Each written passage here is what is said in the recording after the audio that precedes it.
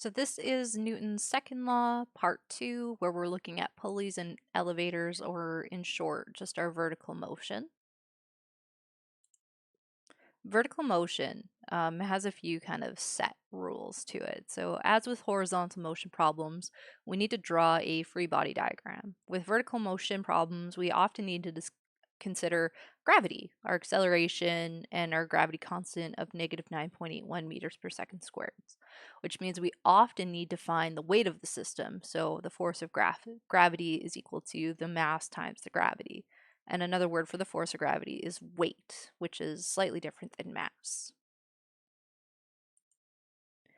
And the best way to just kind of get into this is with an example. This is number 3.7 from chapter 3 of the Pearson physics textbook.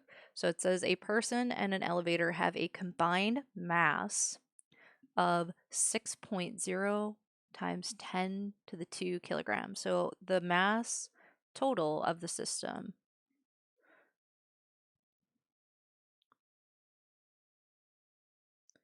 the elevator cable exerts a force up on the elevator, so that gives us a force.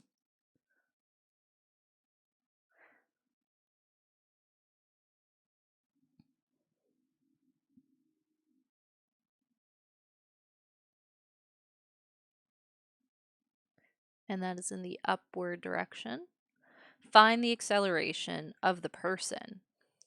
The other force that we always have here is our gravitational force, so our G, which is 9.81 meters per second squared, down. What we want to find is the acceleration. So let's whip up a free body diagram here. I'm going to put it just down here. This is our elevator. We have a force of the rope up here.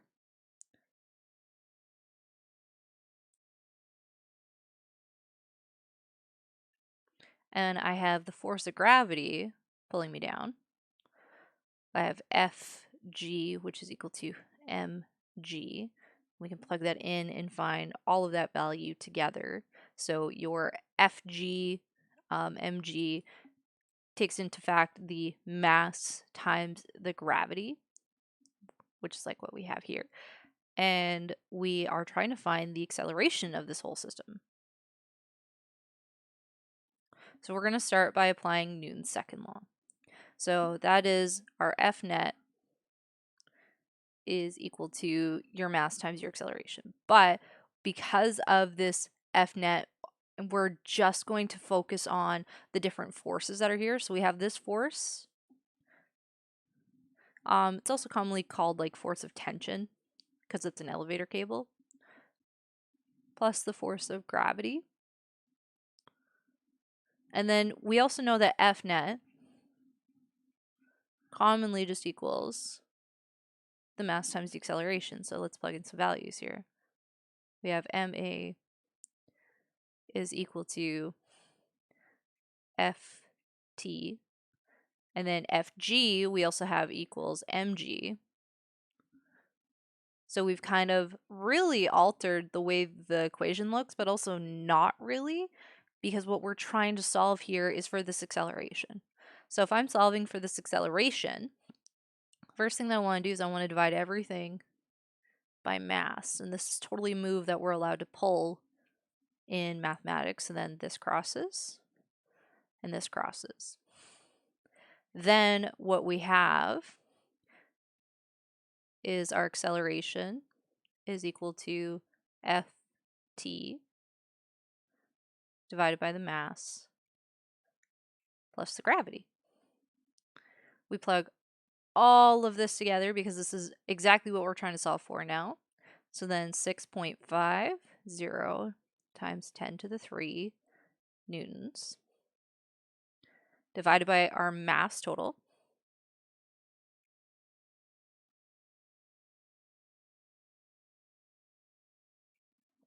And remember, newtons is kilograms meters per second squared, plus our gravity, which because it's in the down direction is going to be negative. And this is perfect because this would have to cancel to meters per second squared. If it didn't, we would end up having this idea that we would be trying to add two units that are not the same. So when you plug this all into your calculator, and let me just confirm that on my own, 6.5 times 10 to the 3 divided by 600 minus 9.81. Perfect, and we get 1.02 proper sig figs to 3, 1.02 meters per second squared. And this is positive, so this is upwards. So the person is traveling upwards in the elevator.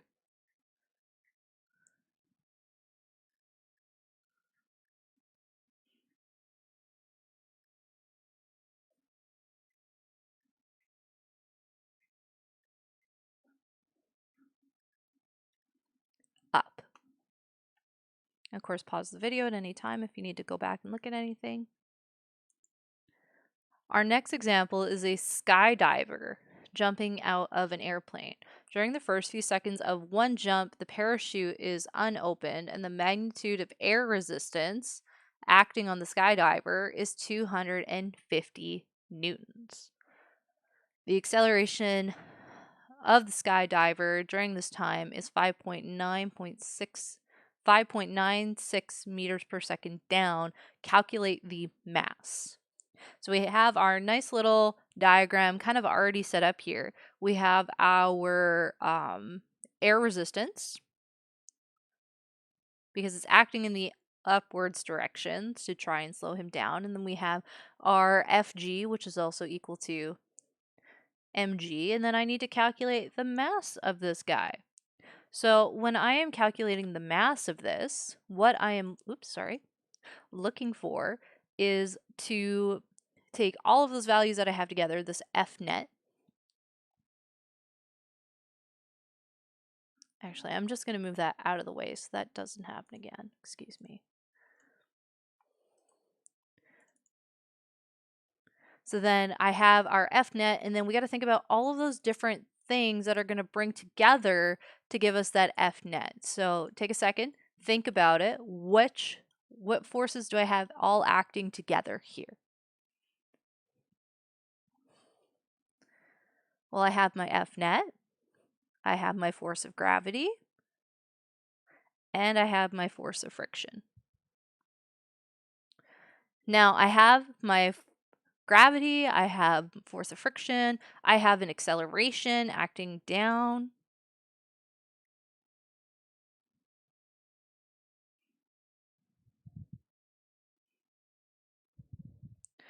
And I have my gravitational force, which is also acting down.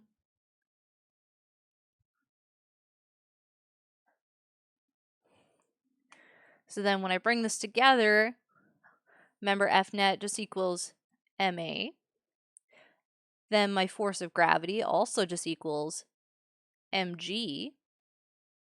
And then I have my force of friction. So if I want to calculate the mass of this guy, well, I got some other things that I can do here. Let's slide this guy over. So then I have, is that going to work the way I want it to? Yeah, let's give it a shot. So I have ma minus mg, which is the force of friction. And now I have tons of values that I can put in here. Before I even do, though, what we can recognize is that we have a constant in between here. So I can factor this out, a minus g. And then I'm going to step in what I know my force of friction to be. It is 250. Now that force of friction, F50, because it's operating in the upwards direction and it is our friction, this one should be negative. As you can see, we have down as our positive, so negative 250 n. Then I'm going to sub in the rest of my values, so I can solve for m. I can even move this over first.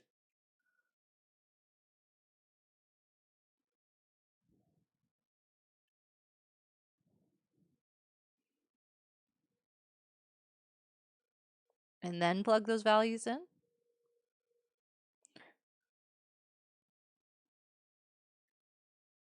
And this works out because the negatives will divide by each other.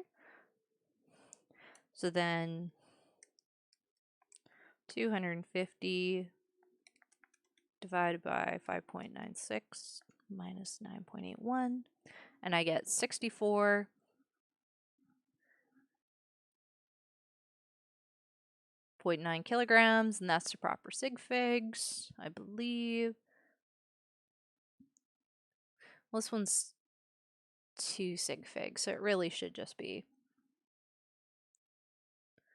65 kilograms. With that, the mass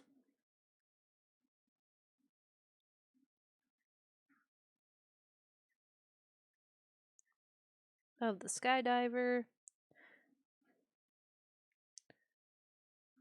is 65 kilograms.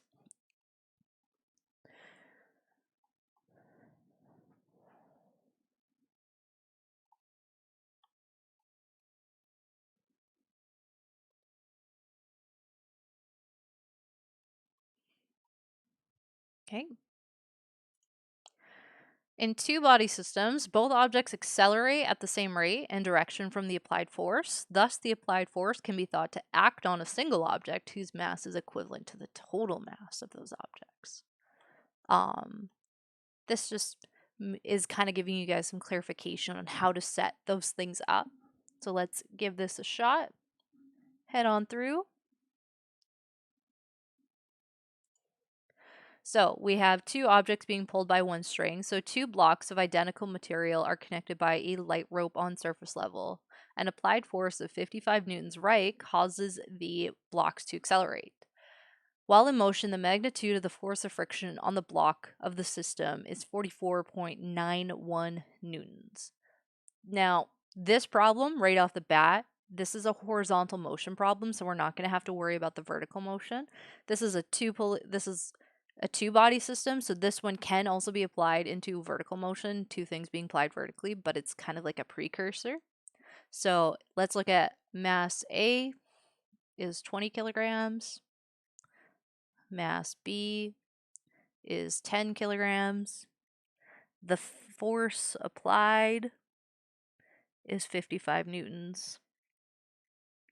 To the right, our force of friction is 44.1 newtons. To the left, so what we can tell right now is that the applied force magnitude is larger than the force of friction, so there will be some sort of movement happening here. Now, if we're looking for the net force of the whole system, what we have to remember is the whole system. So make sure that these guys, you have a mass total. And let's head on here. So then we have mass, total, acceleration, because the acceleration of the whole system. The applied force, which is 55 newtons minus 44.1 newtons. And then you have your mass total is equal to 55 minus 44.1, which is 10.9, divided by our, no, that's right. I forgot my A value here. Now what I can do is I can divide this by the mass total, which has a value.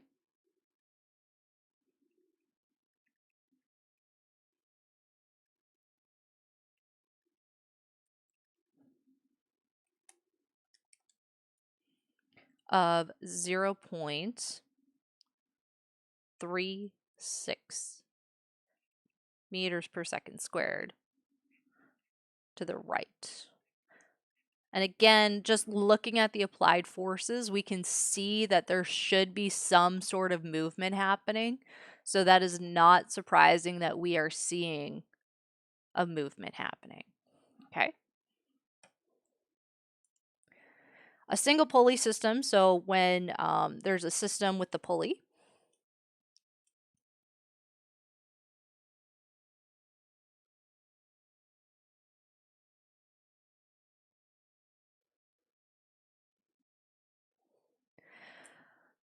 the rope has negligible mass and thickness and it does not stretch. The pulley has negligible mass and no frictional forces, and the pulley redirects the internal forces along the string that pulls on each object. So take a second with this.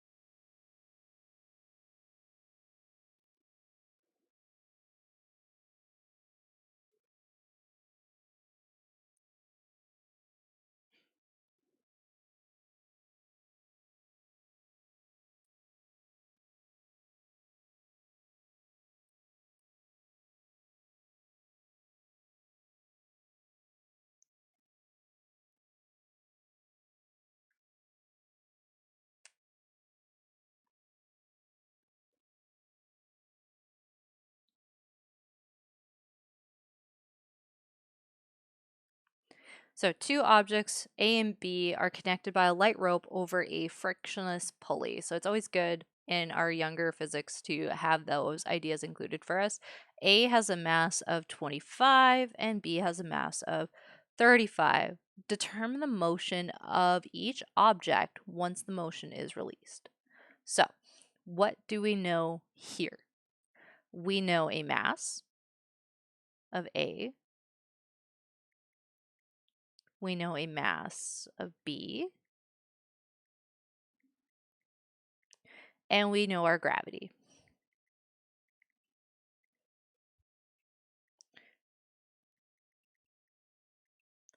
What we don't know is either of these accelerations. That's what it's asking for when it's asking for motion.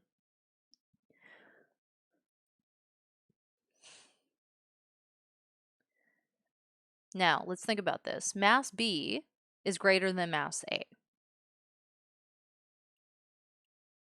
This means mass B is going to accelerate down.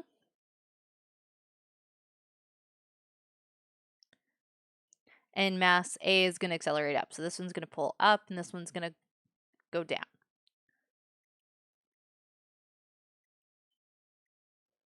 But they're going to have the same magnitude because it's acceleration. So let's find our total mass.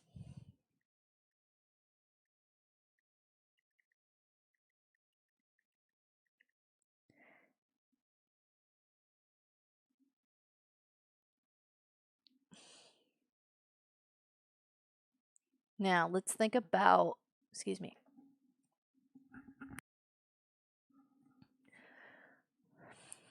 the forces that are in play here. So if we have a mass total on this system, we really only have two forces happening here, well, including gravity. So then we have the force of A and the force of B. And if it's conceptually hard to think about it that way, you can think about FA pulling up and FB pulling down. So our F net forces, we have our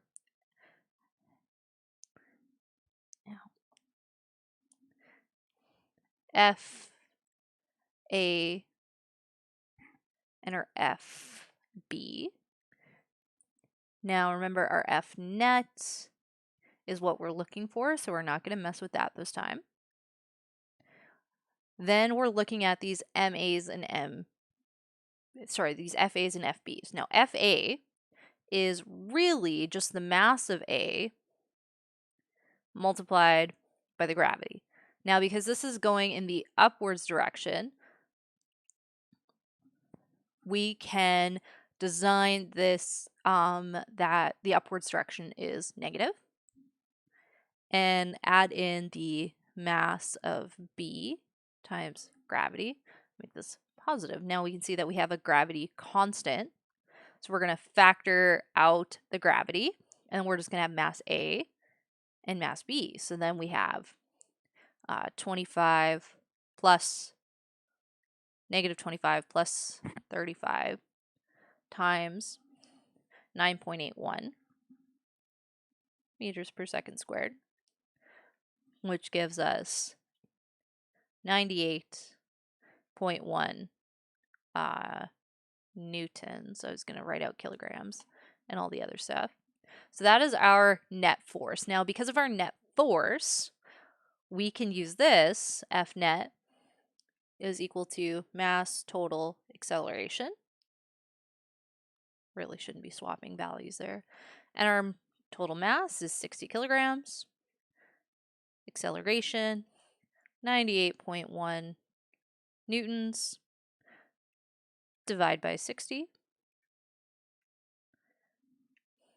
And we get 1.6 meters per second squared. So that means that the acceleration of A is negative 1.6 meters per second squared, and the acceleration of B is positive 1.6 meters per second squared, or up and down if you swapped what you were doing.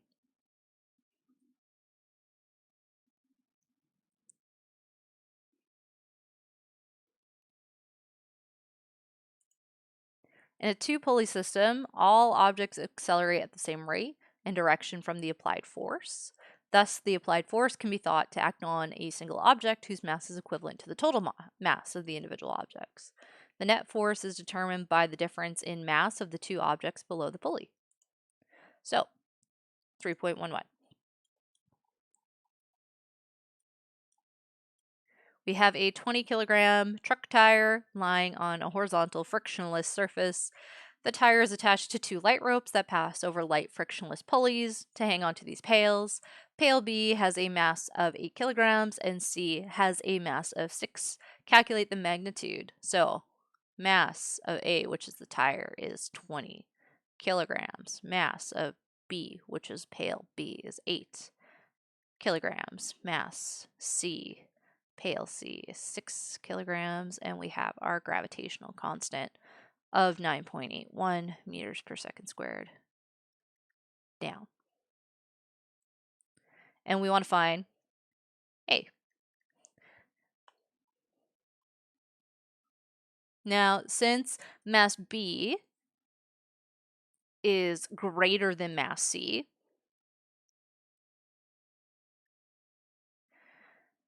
we expect MB to accelerate while MC accelerates up. So kind of that pull that's happening again. Since object A will accelerate to the left, because it's being pulled that way, we're going to choose left to be positive.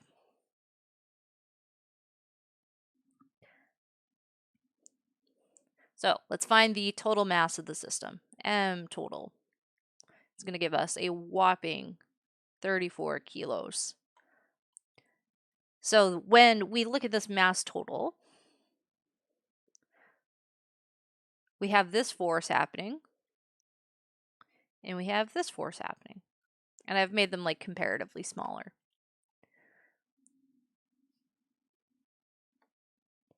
So let's use Newton's second law. We have F net is equal to the force of B, which is in the positive direction, plus the force of C. The force of B is the mass of B times gravity minus the mass of C times gravity. So then that is MB minus MC multiplied by gravity. 8 times 6 multiplied by 9.81 gives us 19.6 newtons.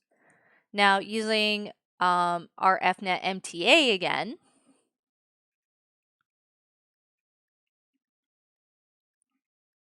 because we're just trying to find the magnitude of the whole system. We're going to divide this by the mass total. So then you have your net force, which is 19.6 newtons, divided by your mass total, which is 34 kilograms, is equal to acceleration. And then we have 0.58 meters per second squared. So the system will have an acceleration of magnitude 0.58 meters per second. Okay? If you have any questions, please let me know, but past that, good luck.